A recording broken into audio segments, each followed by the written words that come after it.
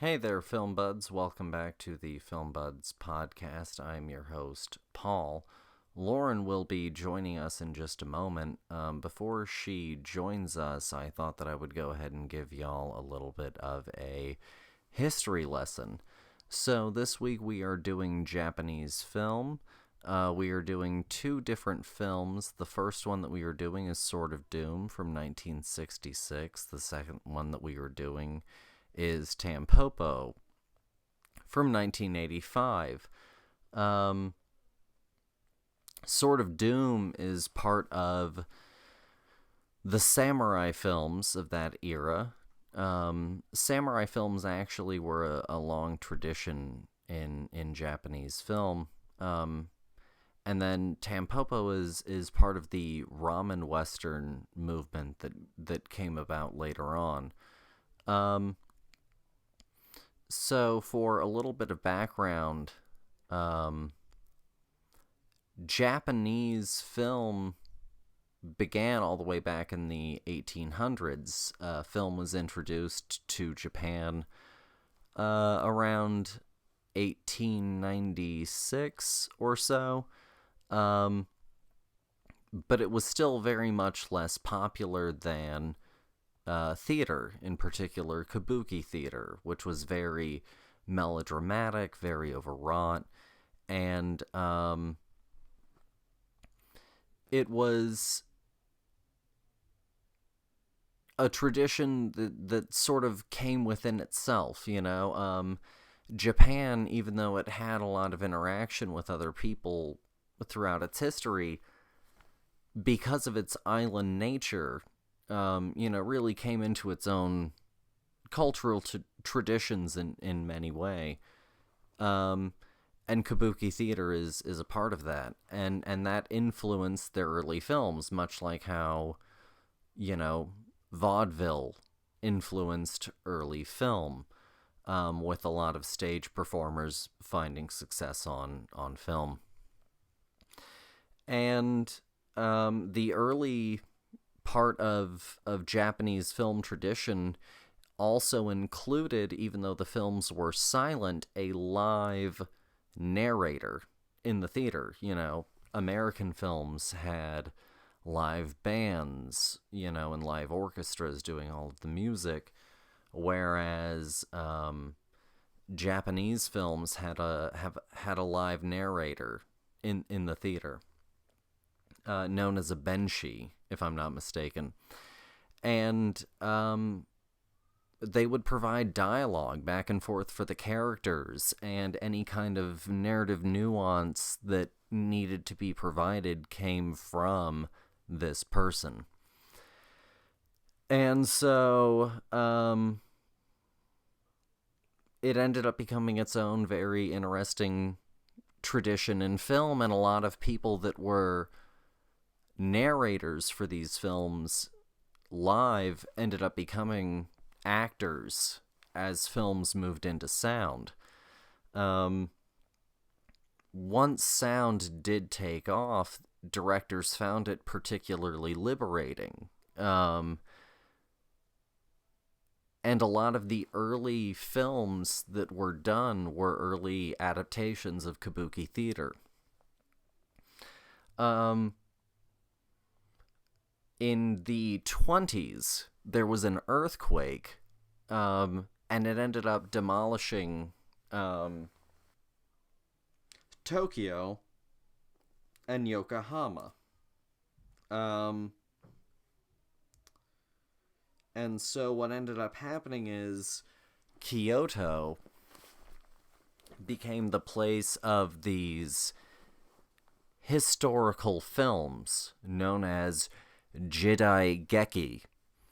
And then you also had, over in Tokyo, the Gendai Geki, which is where sort of contemporary stories were told. And, from this place, they went and told different kinds of stories. The historical films had their own little subgenres, and the contemporary films had their own subgenres, including like family comedies and that kind of thing. And the Japanese film industry continued on pretty prolifically after that. And leading into World War II, what ended up happening was eventually sort of a sense of nationalism started to settle into the nation in the 30s. And so by the time that you started to get to the late 30s, the government censorship board that was in place started to creep further and further in, until they were finally putting in a sort of Nazi format, different kind of propaganda in every level of filmmaking. And then in the aftermath of that, kind of like in the early part of the 20th century, where America and Germany were exchanging films, America and Japan started exchanging films because America was occupying Japan at the time. And America also had a very strong say in what Japanese films were and weren't released.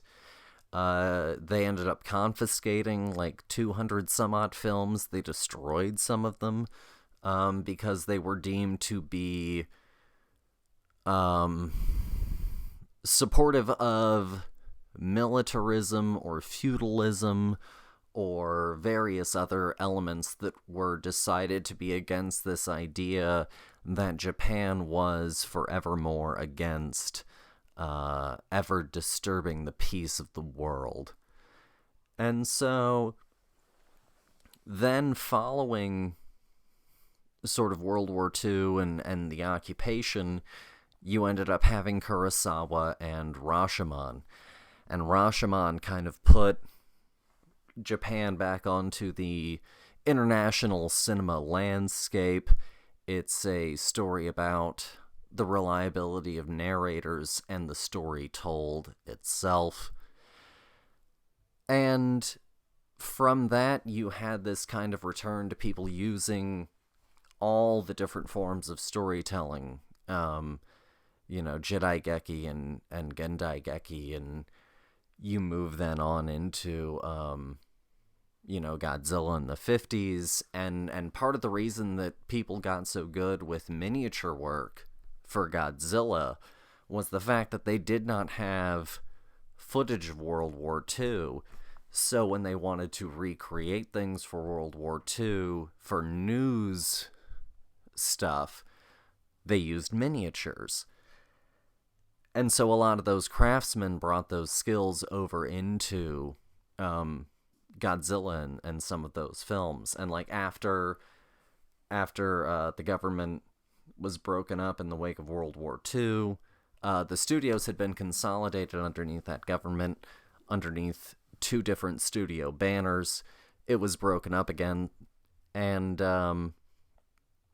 Kurosawa kind of paved this new way for a Japanese renaissance in international cinema. And it was after that, for the next decade, that Japanese cinema really started to travel around.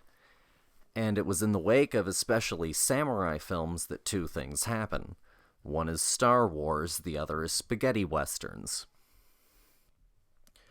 So Star Wars is kind of a retelling of, one, the monomyth itself, which is this whole notion of a singular story, but it's also a kind of operatic story in the same vein as Japanese samurai films. On top of that, a lot of samurai films really had a slow boil about these characters who were outside of the law but were the law, traveling around, inflicting their will, if you will, through the sword. And it kind of had this effect where instead of your Western hero being John Wayne, it became Clint Eastwood, and it became this man in a poncho with a gun, and this slow burn up to him pulling out his gun and shooting. And the spaghetti Western genre, was very heavily influenced essentially by the samurai film. That's why in 1960, Peckinpah goes and does The Magnificent Seven, which is a remake of The Seven Samurai. And so then, after a decade of, or more, of the spaghetti Western, eventually this kind of back and forth between Japan and America continues, and what ends up happening is you get the Ramen Western. There are multiple culturally specific Western styles that are food-related, kind of like the spaghetti Western. So you have the spaghetti Western, the Ramen Western, and the curry Western, for example. And one of those films includes, or this whole discussion, rather, includes two films. And one of them is Sword of Doom, which comes from 1966. It's a very special film to me. It was the film that was the last 15 minutes of it is the sort of inspiration for a story that I wrote called Doom in a Darker Sky, which is a sci-fi story.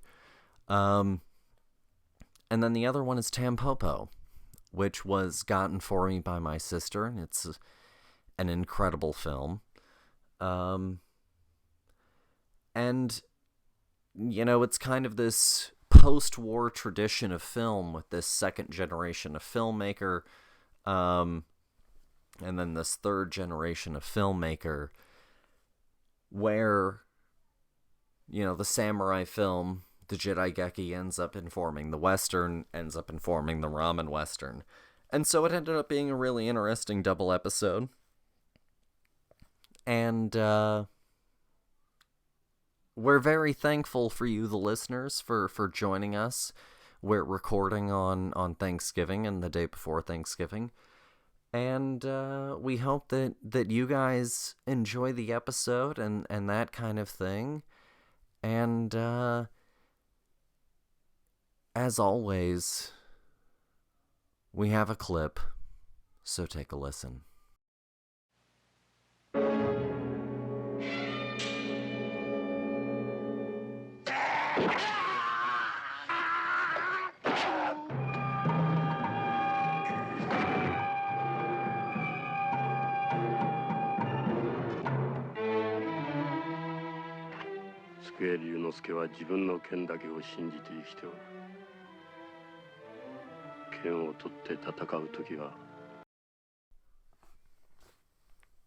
So that was Sword of Doom, but more importantly, we are rejoined by my best friend and favorite person in the world, my co-host, Lauren. Hi. Hello, dear. Hi. So what was your before we get into Sword of Doom a little bit, what was your experience with Japanese cinema sort of at large before this movie? Honestly, like my experience with Japanese cinema really consisted of anime, and Okay. Honestly, I guess the beginnings started with, the classic Samurai Jack. I don't even is that Japanese? I don't even know, man. It's a Western cartoon, but it largely draws on, especially like the samurai film tradition, with like the ultra wide kind of framing. And I always loved, I guess, how like artistic it felt, really really like pointed in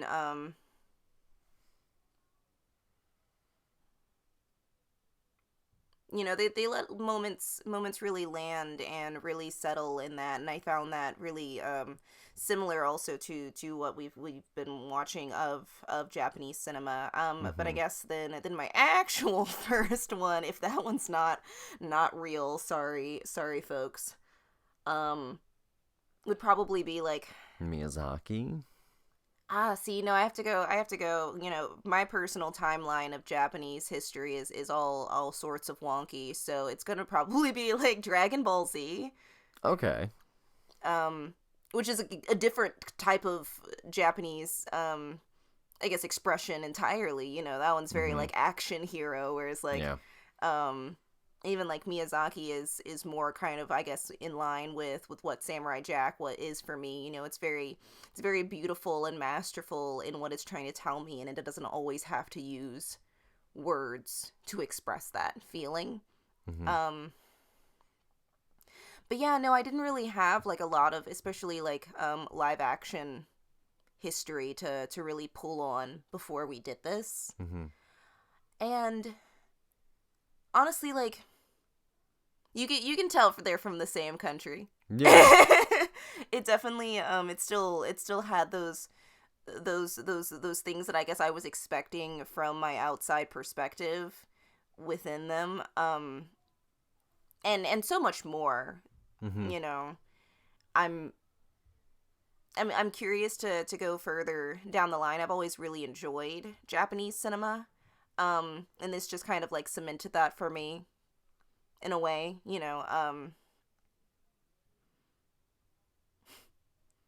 I don't know. No, that's a perfectly good answer. Honestly, when I was, doing a little bit of the reading leading up to this episode, one of my main thoughts was like I really want to expose myself to so much more of these films, Mhm. because just some of the descriptions of the films that I read about in the book, um, David Cook's textbook, my go-to, um, really made me desirous to dig deeper. And like I've honestly wanted to dig deeper, I think, into pretty much every cinematic tradition, no offense to the UK probably, that we've touched. Like I've wanted to go deeper into Bollywood after Mother India. I've wanted to figure out like where the hell Egyptian cinema went after The Land. Mhm. Um, and going back and hitting Sword of Doom, which means a lot to me, and Tampopo, which ends up meaning a lot to me. Um, like I haven't stopped thinking about Tampopo in the same way that I couldn't help but think about the last 15 minutes of Sword of Doom, but we'll get into that. Mhm. And so, um, yeah. I already sort of left us off on a note leading into Sword of Doom, and so for an official synopsis, through his unconscionable actions against others, a sociopath samurai builds a trail of vendettas that follow him closely. Directed by Keihachi Okamoto, written by Shinobu Hashimoto, starring Tatsuya Nakadai, Michio Aratama, Yuzo Kayama, Yoko Naito, and several others. Um, the main person is of course Tatsuya Nakadai as Ryonosuke Suke. I think is how you pronounce that one. And this one got introduced to me in. Do you mind if I lead it away? Go for it. Okay. This one got introduced to me in college in David Cook's class. We did cinema sort of essentially from when it was introduced until World War II, and then from like World War II after. And my teacher just kind of threw us into the deep end on this one. You know, we had been talking about Japanese film, and film in the wake of World War II in general. And, you know, he was explaining to us, you know, the Jedi Geki and the Gendai Geki and Godzilla and all of that. And he started talking about samurai films, and he gave us all of the plot, which, by the way, through his unconscionable actions against others, blah, blah, blah, all of that, really underselling the lead up of this plot. Like, this is a dense 2 hours, 1 minute of a movie. But that's also because essentially this comes from like 41 volumes of storytelling that ended up being like several plays and then a few films before this. But what I liked about this, that we don't do in the West, with stuff that has been in several volumes and is a part of history and, like, you know, pop culture stuff, we will still kill the Waynes in Batman. I knew you were gonna bring up the Waynes, man. Like, I knew. Like, who watches Batman and goes, huh, I wonder what how. happened? It's kind of like Superman. It's like, oh, I wonder, did Krypton die? Oh my gosh! No, and so, like, something that I, you know, not to get too far into the weeds of, like, how I feel about this movie, like, it was definitely a dense 2 hours, but, like, and, like, that definitely understates it for sure, but also, like, it wasn't treating me like I was stupid while I was watching it either. No, yeah, they really came to it with this understanding that, like, you got it. Or if you didn't, you would figure it out. Yeah. And, like, it's on a certain level, you kind of have to, like, let certain plots go that part of you wants to desperately hold on to. You know, there's this whole plot about the shogunate and whether or not it's the empire or the shogunate, and these, you know, criminal figures are of one political opinion. Don't you fucking think about it for a second. Because the more you think about it, the less sense any of it'll make. But that's because, on a certain level, we're so removed from the book, and also in a, you know, an admittedly, you know, Western audience perspective, I have no real deep cultural context. I kind of understand the idea of how this is just before the end of samurai, really. You know, they were outlawed after a certain point in the late 1860s, but, like, they still continued on. Mm-hmm. Not unlike Civil War militias, kind of like what, sorry, this is a tangent, in Hateful Eight, the Maddox Marauders. Mm-hmm. You know, this kind of post-Civil War group of we're still fighting the fight fighters. You know, after the samurai were done, there were still a group of them that continued on, and actually they ended up just essentially infiltrating the military-industrial complex of the aftermath. Mm-hmm. Sorry, that's a whole can of worms. But this story, you know, it's right in the middle of that culture, right at the end of it, and, like, they don't care if you understand it. Like, the way that the story is presented, what I'm saying is, don't get in the weeds on any of this history, because you'll have to do the kind of research I did to understand it. Really, what you have to do is just essentially follow, for a kind of a rough estimate, Samurai Jack Nicholson in The Shining go mad. You know, it's that same kind of descent into chaos, where the first time you meet them, you go, this person's weird. And then you watch it get worse. Yeah, and, like, from the beginning of this movie, not one point was I like, I wonder if this guy is gonna turn out to be crazy. 'Cause, like, he was crazy from the beginning of this movie. You could see it in his eyes, and they do such a great job at, like, really painting him as, like, this really conflicted individual from the start. It's not one of these things where where the actor gets, like, half of the script and like that's it for a really long time, and then they're like, oh, so that's where my character goes after they finally like finished the story. He knew from the beginning that he was crazy. Yeah. And so like this whole movie is, and I didn't realize this because true story, this was the first time I watched it through in full. The movie means a lot to me, but this is the first time that I had ever actually seen it start to finish. That's how Was you you know. and I together. That's how you know that you're in for a treat. Is like you watched 15 minutes of this movie and you were like, I can't stop thinking about it, man. And like you didn't even have all of the rest of the context. No, I had the last 15 minutes and I was like Art. enraptured with that. Just by my teacher telling me all of the lead up. He was essentially like his lead up was, spoiler alert, but whatever, it's from 66.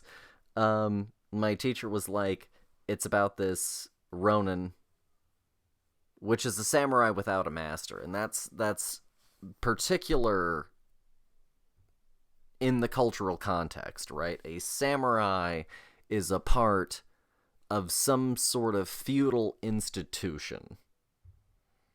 A Ronin has no master. And so he is not a samurai, he is technically a Ronin. So he's like the cop without a creed? Yes. Cool. Or, and this circles into my argument that the cowboy became the cop, became the superhero. What's the touchstone for Wolverine? So what I'm hearing is that everything is connected. Mm-hmm. Because and what is the old man in the pin needle bed in the Wolverine, the second Wolverine movie say? You are a samurai. He tells him that he is a Ronin, a samurai without a master. Mm-hmm. And so, it's this guy, and this is all that my teacher gave me. This Ronin is running around. He kills someone. He likes violence. And he ends up killing a lot of people and making a lot of enemies. And then finally, his enemies come to kill him. And that was essentially all the lead up that he gave us for the last 15 minutes of that movie. And really, like, again, with the synopsis and with that, technically, yes, that is the movie. But there's so much more going on in this movie, mm-hmm. and I think, again, just an understatement. Yeah, and so, like, first off, it's a beautiful film. It's technically fascinating. Mm-hmm. Incredible camera movements. Incredible angles. The actors are doing a phenomenal job. Even though some of the story nuance might be lost, it's never lost on me in an actor level. No. You know what I mean? The actors, because they are definitely aware of who these people are giving me everything I need. Maybe not everything I need, but enough for me to carry the emotional arc. No, and I feel like that's something that I've learned from, like, doing this international cinema just as a whole, is kind of like, at the end of the day, I'm not going to understand all of the nuance, but, like, that's not what I'm looking for. If you can sell me the story it just a base level, then that's great. Because honestly, like, this movie was, really sold by all of what made this movie happen, like, put together, and even if I didn't get all of the historical context, I really didn't need it in order to understand who these people were and how they felt about the lives that they were living and the people that they were interacting with and the choices that those people were making. Mm-hmm. I really didn't need the whole what is his creed, how to understand It how all he's made lived his life. sense. Yeah, I got it by knowing that the actors knew it, and trusting them to tell me this story the best way they knew how, and I think that they succeeded. No, for sure. And like I saw this film in 2016, and so I sat on it for 4 years, just errantly thinking about that last 15 minutes, the only thing that I had ever seen of this movie. And like I can honestly say, if I could give the film like one really positive note, even if I have like, like notes about how it can sometimes be a little slow or whatever, if I can say this, after 4 years of only thinking about the last 15 minutes, I'm not disappointed by the rest of the movie. Good. Honestly, I was gonna ask, after this being your first watch through, did it live up to it? Yeah. Honestly, like, I was really along for the journey, and so once I finally got to the part of the movie I knew, I was already hooked. And getting to the part that I knew was great was honestly on a certain level just like a separate kind of reward Mm. of being like, even if I did think that there were some pacing issues, I thought the story was great, and the lead up to it on its own way made the last 15 minutes better because I was more on our lead character's journey. Mm-hmm. Whereas, if I'm being completely frank, my understanding of the film based off the description I got in the last 15 minutes colored my lead character in the story that I wrote, Doom in a Darker Sky, to be more of a bastard than I think he's presented as. Even though he is just as much of a scumbag as I wrote, I think this actor brought a lot of nuance that maybe I didn't have for the character. I really wrote a bad guy, I think, on a certain level. No, yeah, this guy is a psychopath in like every sense of the word. Like he is so charming when he wants to be, and he's mysterious, and for some reason people keep getting just like drawn into his presence, and for like no real reason whatsoever. He kind of reminds me of like a Sasuke Mm-hmm. of a person. It's that, and I think it's in the essay, it's that paradoxical nature of absolute evil, of it being the worst thing for you to approach, but the most intoxicating thing. But maybe that's also going back to, like, Venus flytraps or poisonous toads. Mm-hmm. These things that draw the eye. Candy-colored. No, yeah. And there's also like this weird theme of this movie of no one taking blame for anything. Mm-hmm. And I find that really interesting as well, because it's kind of like it's not just him. He's not just the problem. Yes, he is an outlier in the grand scheme of the world, but he's also close enough to it that nobody realizes until it's too late that he's a problem. And I think that that's really interesting as well. Yeah, and the person that really kind of essentially insists, for the first time you find out in flashback, the first person that really insists that he is a problem in need of scourging is his father. No, yeah, and he's like saying it on his deathbed is the thing. So again, everybody's waiting until the last possible second to kind of like come to terms with the fact. Mm-hmm. It's really interesting because also like the woman that he ends up having a child with, constantly points it back at him, even though she was an active participant in a lot of the things that led her to this point in her life. Mm-hmm. No, for sure. It's an interesting one, and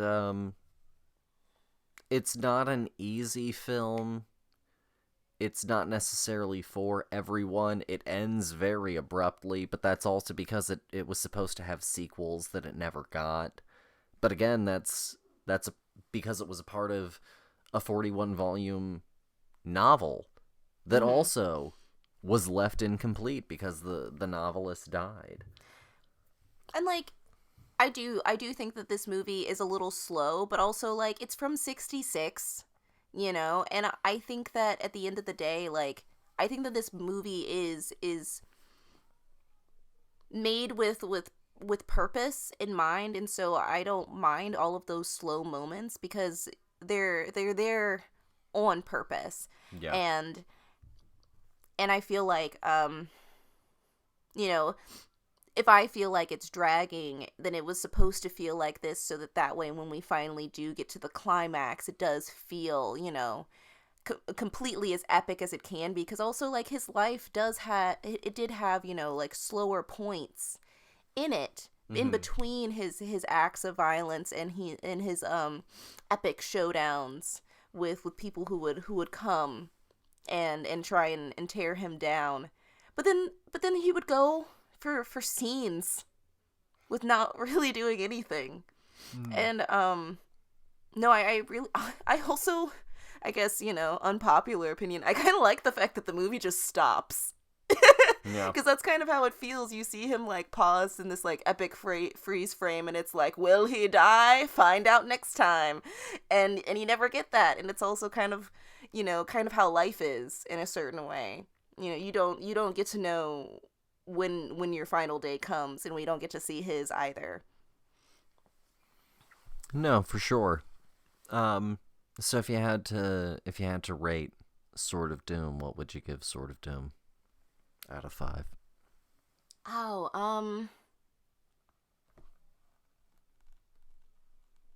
I think I'm gonna give this movie I think I'm gonna give this movie a 4.5.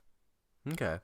I really enjoy this movie, and I think that it is worth another watch through. I think that because of how dense this movie is, um it can feel a little like eye tiring, you know, having having to read subtitles for 2 hours was definitely a lot of subtitles in this movie. But overall, I thought that the way that this movie was made and like the acting, everybody was just doing such a great job, and I loved all of the cinematics of the that final fight with like the ghosts and him like slicing up the the the blinds. Mm-hmm.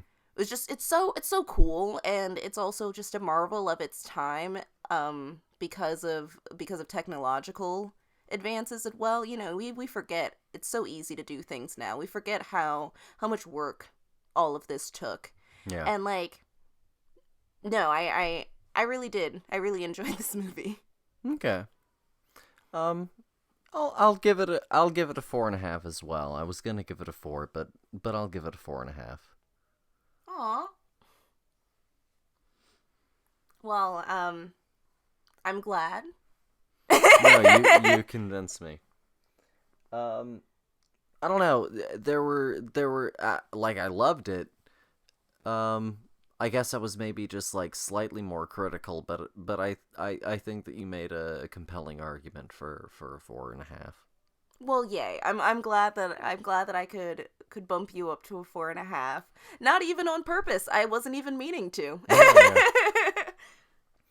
Um, so our next film, uh, as I talked about, the samurai film led to the spaghetti western, led to eventually the ramen western, and so our next film is a very, very special film from 1985 called Tampopo. And as always, we have a clip, so take a listen.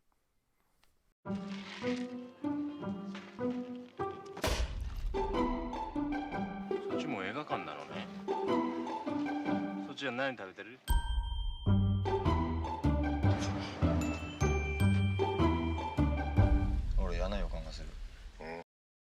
So that was Tampopo from 1985. And the premise is a truck driver stops at a small family-run noodle shop and decides to help its fledgling business. The story is intertwined intertwined with various vignettes about the relationship of love and food. I think that's appropriate. And it is directed by Juzo Itami and written by Juzo Itami. And it stars Tsutomu Yamazaki, Nobuko Miyamoto, Koji Yakusho, and a very young Ken Watanabe, who once infamously said, "Let them fight" in Godzilla. That's right. Mm-hmm. In the sequel. And his son was the bad guy in the threequel crossover. So yeah, that was Tampopo, and we this film ended up getting selected because Mad suggested it, and then she was gracious enough to just go out and buy it for me, and so then I was like, well, it has to be included now. I did intentionally. I forced you to do it. And we watched it all together, and I'll say this: I had a hell of a time watching it. But I'll let Madelaine sort of start off with it. So, how did you discover the film?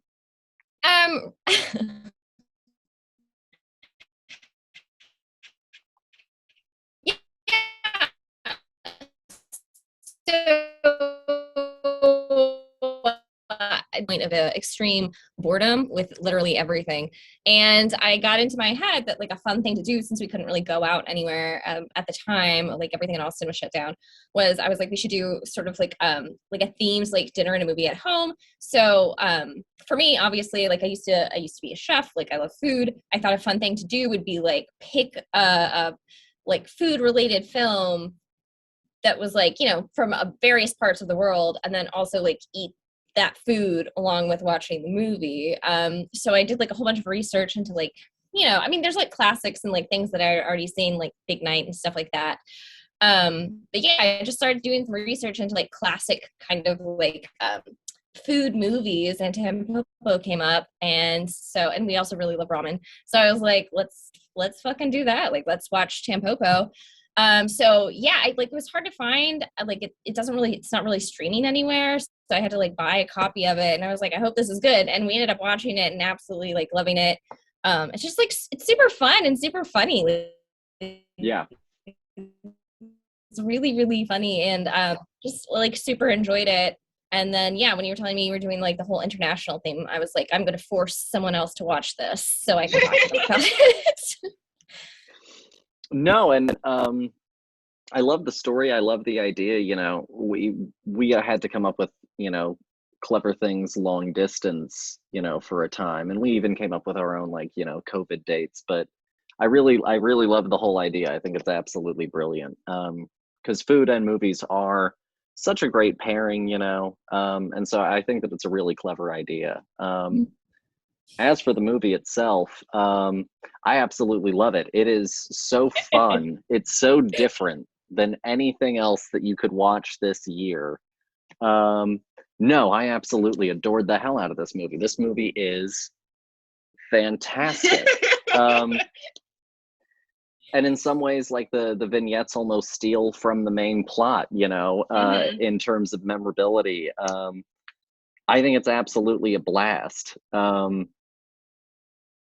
Dear, what did you think? I think that this movie is fantastic. It's got a lot of like rewatchability, because like there are definitely vignettes that like even right now that I can't remember, and I want to just rewatch it until I can like get all of them in like my collective memory bank of what this movie is. Absolutely loved watching this movie. I'm glad that you went out on a limb with it. Yeah. And I could definitely understand wanting to like have people to talk about this movie with. It's such an experience to watch it. You know, it is truly, and you sit down and the very first vignette includes this sort of gangster character who's a recurring character in the vignettes. And it starts out with a fourth wall break. You know, like the movie just immediately walks through that door of establishing itself as being something very, very special that you're about to see just within that first few minutes. It's so sharp, it's so clever.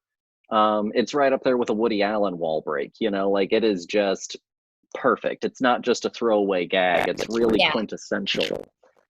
No, I agree. I think there's something very like, I mean, it sounds kind of trite, but like really iconic about that opening scene. And I really think it does set the tone for the whole film as being sort of like a little bit like unexpected. Like just the whole course of the film and the way it like branches off into the various vignettes and then comes back and all these like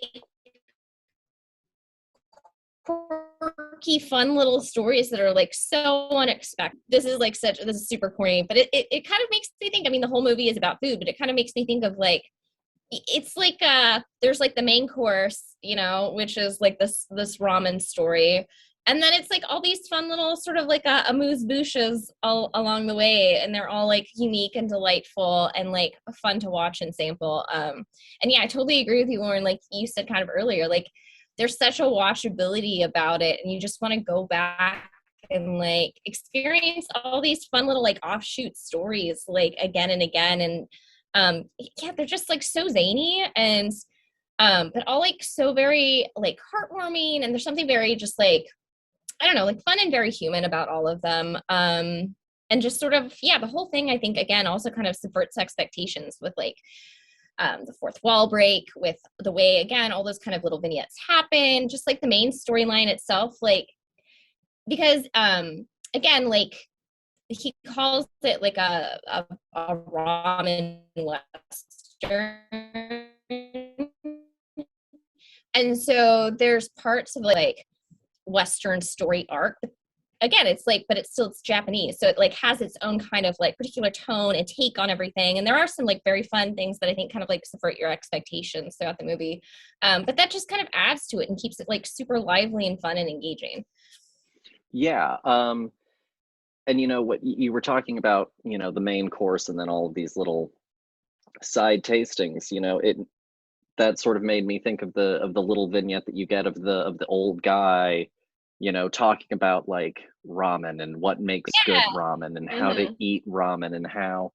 But then you also think about food and how we talk about food, right? And it was the star of the dish, you know, like we even have this kind of weird co-opting of language.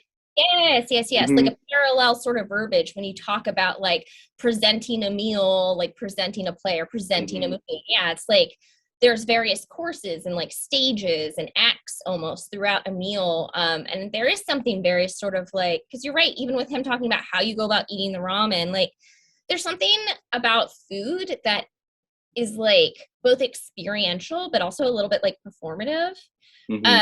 So I think, yeah, it's such like a cool, fun thing to like interplay, like how those two things kind of commingle in the film.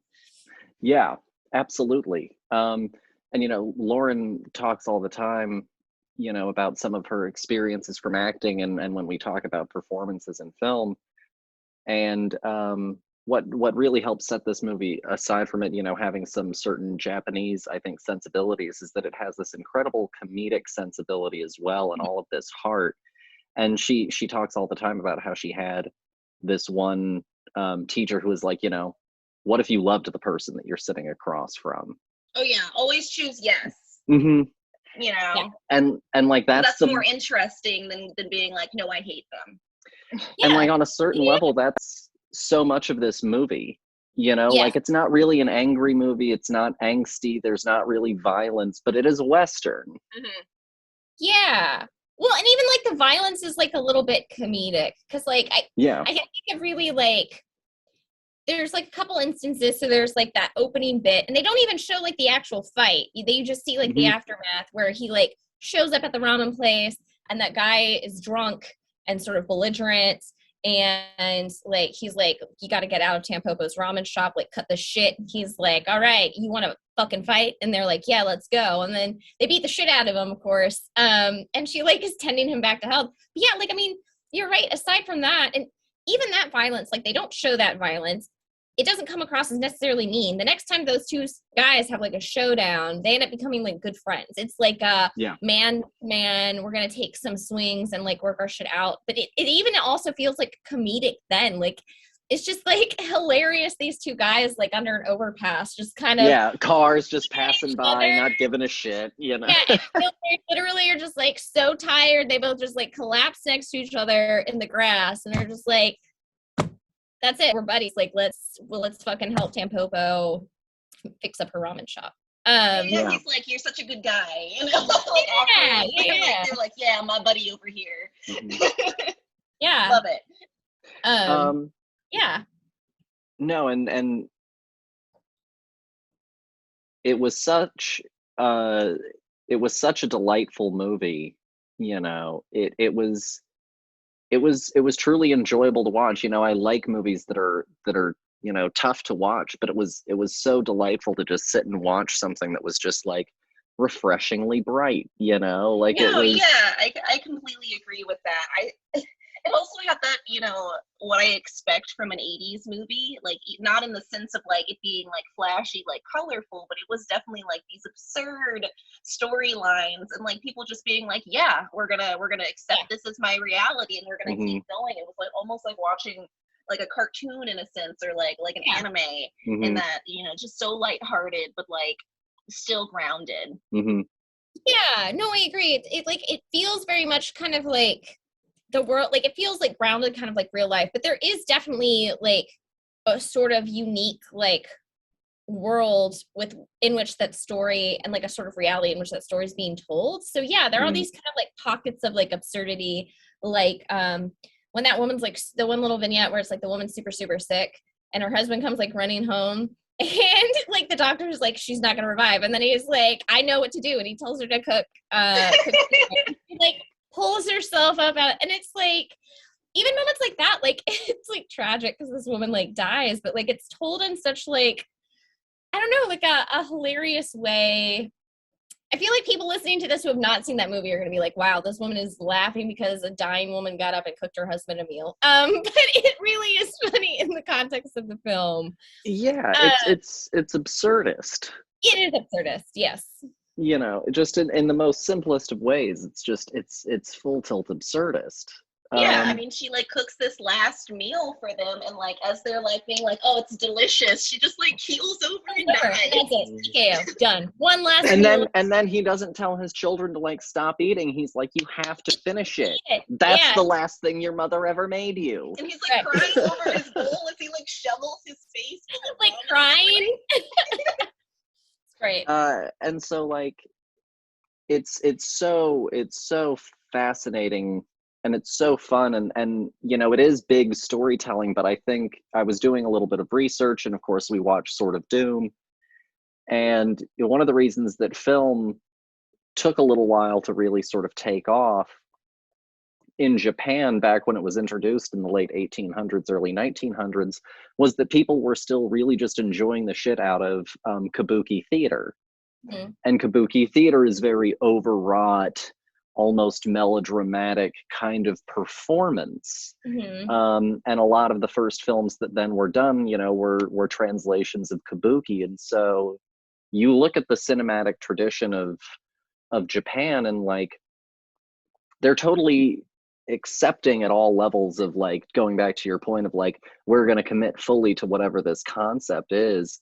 I think that kind of goes back to kabuki, you know, like, you're doing it big, but that's authentic, you know, like that's genuine. And you look at anime where suddenly our characters' faces completely change, you know, into the huge eyes and and that kind of thing, you know, in pain or in sorrow or in anger, you know. They're totally fine with it being as big to convey whatever idea or feeling it is that they're trying to get across. And I think that it really, really lands. It has like a universality of it, you know, like there's no disconnect from watching it as an American versus, I'm sure, you know, watching it as a Japanese individual, you know, it all reads perfectly, you know. And like you even get some of it in Sword of Doom, where he makes, you know, our main guy makes some really out there faces, and at the end he has this whole big explosive battle against these ghosts where suddenly it seems like the room's walls have like no limits and lights are going crazy. and you can see the scrim, but it doesn't really matter because like we're conveying something right now, you know? And then he starts to just like chop through dudes, and you're like, I didn't think this gang was this big, but it doesn't matter because again, like we're trying to sell something right here, right now. And you get that same thing in Tampopo. And also, it was interesting to see how the samurai film of the 60s influenced the spaghetti western that then circled around and made the ramen western. It's this weird cyclical nature, you know. So this is what ramen westerns have to offer. I'm more interested in these. This is great. This was such a blast. Like, this is a western for someone that doesn't like a western. Yeah. Western. If you looked at me and were like, I hate westerns, they're so, you know, either John Wayne or Clint Eastwood, I would be like, Tampopo. Yeah. Go and find it. I mean, honestly, if it wasn't for like the like, I'm gonna call it the food porn scene, I would say that this is a family movie. No, yeah. Yes. No, the whole like Yakuza like film, like the food porn scenes are, but even those are like, I don't know, there's just something. Well, I will say this, like the first time I saw them, like with the fucking the shrimps on her stomach, I was like, what in the hell? But the thing that I will say this, the thing that I think I like about all of those, even like the kind of very sexual, like food centric vignettes, and all of these vignettes, and I think just like the movie as a whole, like I think it shows the connectivity of like food and life, like irrespective of who you are and where you are. Because I mean, you have like you've got, again, like the Yakuza guy, and like him and his girlfriend have this like very hot and heavy, like super sexual food kind of like, you know, these erotic moments. And then you also have, though, like my favorite, which is the old woman who squeezes all the produce. And it's like some sort of like weird like texture thing almost, where it's like she just really loves going in and just like touching and squeezing and mangling this food in this grocery store. Then you have like these classic scenes again, like you know, people like talking about like the mouthfeel of the noodles and like enjoying ramen, and you have, you know, like I don't like, it's like a swath and array of humanity, from like these very wealthy businessmen experiencing like a high-end French, you know, food experience, to like the whole, like literal, like, you know, the homeless men in that park sneaking into places and cooking something, you know, as simple as like a rice omelet, you know, like, so it's a whole swath and array of like humanity and life experiences, and how so much of that like does revolve around food and who you're eating with and preparing things with people, and like what that represents in people's lives. No, absolutely. Food is the silent character in every single one of these storylines.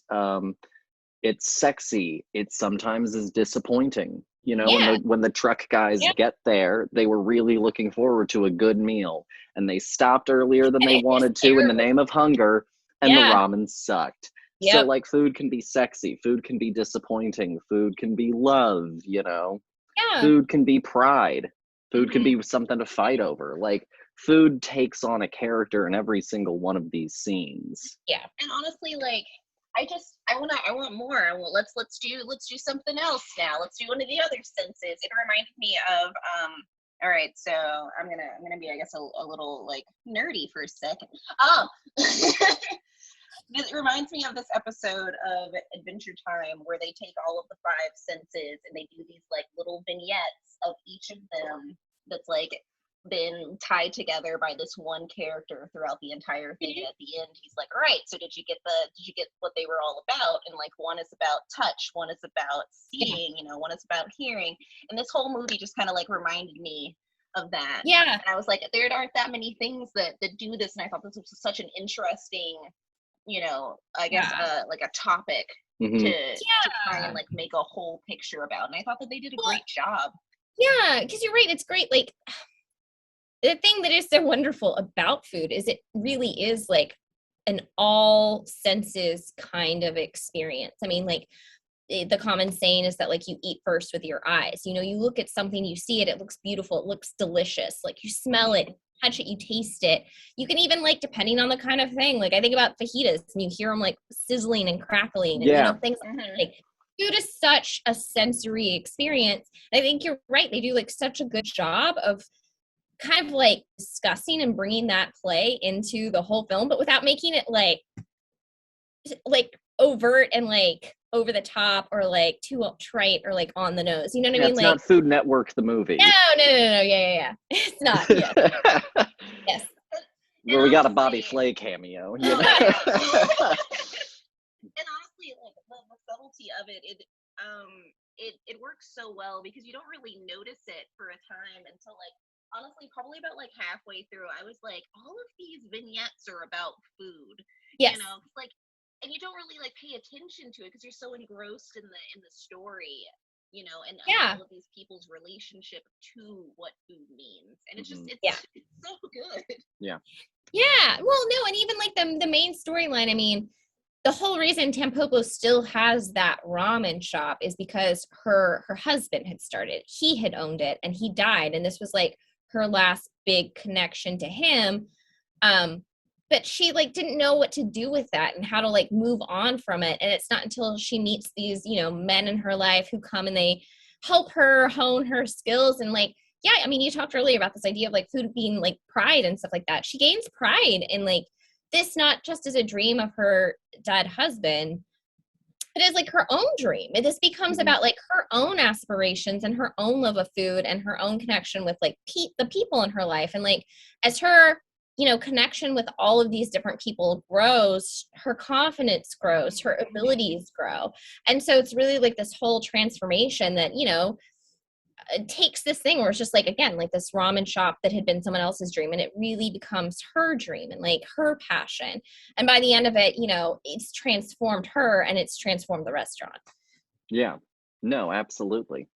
Yeah, they all go through their, oh gosh, what is it, like the 80s girl transformation where she took off her glasses and she became hot, and like the whole thing is like with the restaurant is like they do the beautiful makeover and we have the like glamour shot at the end where it's like look at it in its prime. It's perfect. It'll never be more perfect than this moment now. Yeah. Yep. No, and it's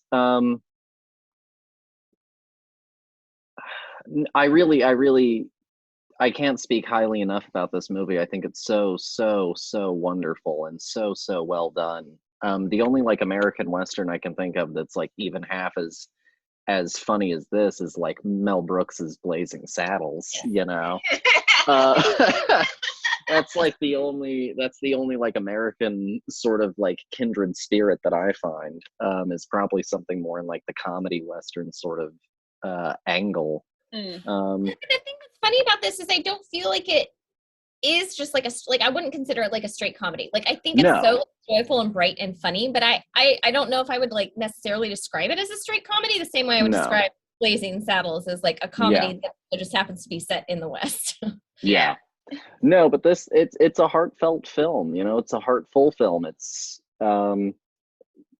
you know, it's kind of like Chef in that respect, you know, where food does take just as much of a character and just as center of a stage and is just as delightful. You know, is just as lovely of a story. No, yeah, it just leaves you with like warm and fuzzy feelings at the end. Like there are so few movies that truly make you feel like, I've got like this hope.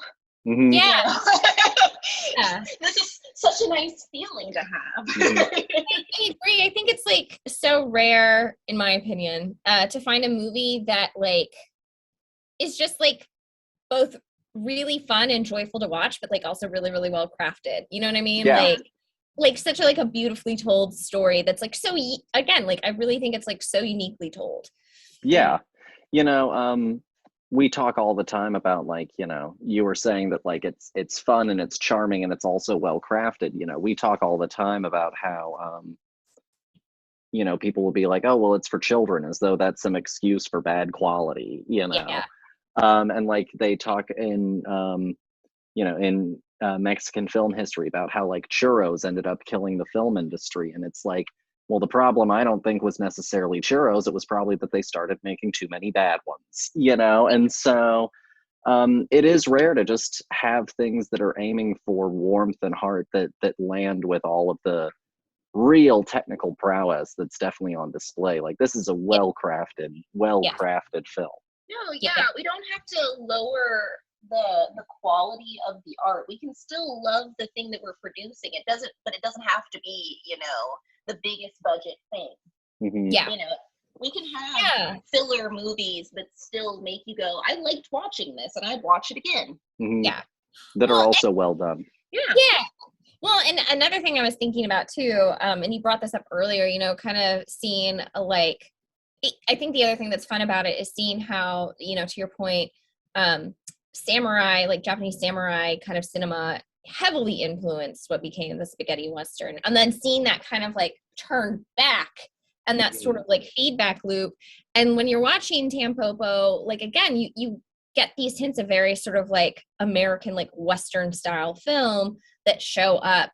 Or just kind of like American style film in general, like the kind of like gangster film, you know, again, those like Yakuza vignettes, or then like the one where they are with like the homeless man and he sneaks in with the little boy. It feels very like Three Stooges, very like Chaplin-esque. Yeah. You know what I'm saying? Where he kind of like, they sneak in one door and, you know, and do all the fun. out And then they sneak out right as the other guy comes in and they like loop around, you know, like it's just, it's really cool and interesting to see that kind of, cultural exchange and like that feedback loop. And I think that's another thing that is like really kind of intriguing about this movie in particular is like seeing that sort of dialogue happen very like viscerally on the screen. Yeah. And you know, this was also 40 some odd years after World War II, and you know, in the post-war era, you did have this, we were talking about this kind of like before World War II, Germany and the US had this exchange back and forth of film. And, you know, then in sort of post-war Japan, you had this similar thing, this constant back and forth, you know, because we went in and we kind of, you know, westernized the whole thing and helped them set up a constitution and so forth. And so then there was this exchange back and forth of technology, of culture, of film. And so it's interesting to see as, you know, the samurai film comes into the 60s at the same time that John Wayne is happening in America, you know, then the 70s go through that transformation, like you said. And it's interesting. And it's all based in this kind of history that happened 40 odd years ago, because before that, film was definitely growing on its own trajectory, but it was a separate, you know, cinematic paradigm that was going to evolve out of that. Yeah. Had World War II not happened, and had there not been the exchange back and forth for, you know, the 40 years leading up to this. No, yeah, you were talking about, you know, these parallels that we have to like to our culture and to the things that we have put out there. I was just thinking about like the businessmen scene, or it's like, yes, they walked in like, yes, we're gonna do business. I have a business luncheon, and I loved that scene. It was absolutely hilarious. I loved him being like, yes, and you know, oh, the caviar and this and that, and I was like, I felt exactly the opposite. I was like, man, I don't know what to order at a French restaurant. I would probably done the exact same as the rest of the businessmen who are like, yes, we know what we're doing. We'll order the Heineken. You know, loved that scene. So good. Such a good payoff for and that's what something that like I feel like, you know, one acts and like these little vignettes do so well is like have a whole complete story in like a few minutes. Yeah. I knew exactly, like I was with him the entire time. I was like, you know, fuck those guys. You know? And then he turned it around and I was like, yeah, at the end, like it's so good. Buster Scruggs. Yes. That's another Western that this reminds me of. Yes. No, perfect. Yeah. No, I agree. Yeah, I think you're totally right. Like, because the other thing that is really cool is like none of the vignettes feel like unfinished or like weirdly out of place. Like, they all, like, no matter how short, feel like such like a fully fleshed out complete story with like fully realized characters. It doesn't matter if it's like literally like a 2-minute vignette. Like they all felt like fully complete, which I honestly think had to have been like a really hard thing to write and craft and do so well. But like I never feel like any of them feel like throwaway moments at all. No, not at all. It's incredibly seamless. It's incredibly well structured. And it's kind of like, if you were to lay it out on cards, it's kind of, you know, scene by scene, you'd have the most cards for the Tampopo story. And then you would have like 3 cards or 4 cards for the Yakuza story. And then you would go and you would have like 1 card for everything after that, pretty much. And it's absolutely seamless how they then take all of these like very disparate things when you lay them out on paper. Honestly, the transitions are great. They just sort of pass off character perspective in a moment, and they use the camera to do it. You know, it's yes. One of my favorite ones is like, I think it's like that first major one after the opening where, it's like you're following her while she's doing this sort of like Eye of the Tiger, you know, style training for the ramen shop. And then like those businessmen walk by and then all of a sudden the camera transitions and you're following them. And like that, it was so seamless and like so well done. You're just like, oh, I guess we're like, it felt like you were like walking around with these people and all of a sudden you're like, oh, I guess we're just gonna follow this little tail real quick, and then you loop back around, and it's like even just those choices, I was like, this is so good. I think sometimes people forget that like you can creatively use camera and editing, and if you use it the right way, it'll be seamless because the camera is informing you. You know, like what you're seeing and what you're hearing is informing you. You don't have to explain it all of the time to death. You can let the visual language play it out. No, I think it's a lot of like show me, don't tell me. Yes. I was gonna say, and I think sometimes like people forget that like you can play with perspective in like a very real way, you know, and it makes me think of something, you know, kind of like this idea of like Rear Window, movies like that I think play very specifically like with perspective.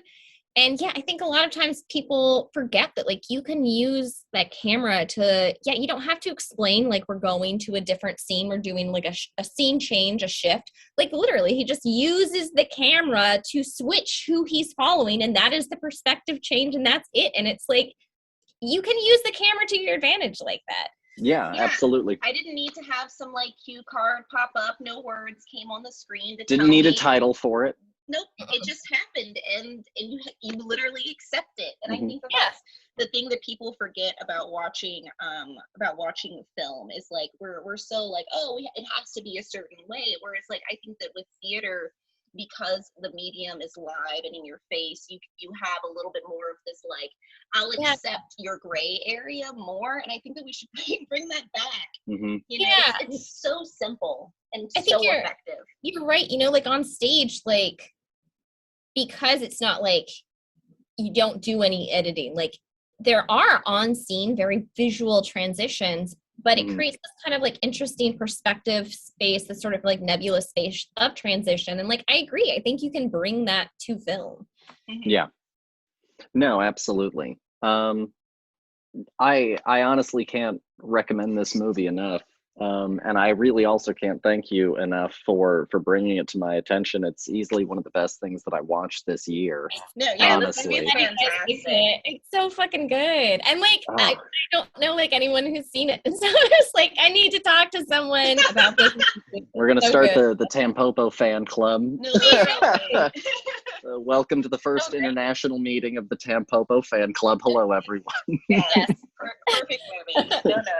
And I really do feel like it's a must. You gotta, like, the whole time we were watching it, I was like, I wish we had ramen. Like, you gotta just eat ramen while you watch the fucking movie. Like, you just gotta do it.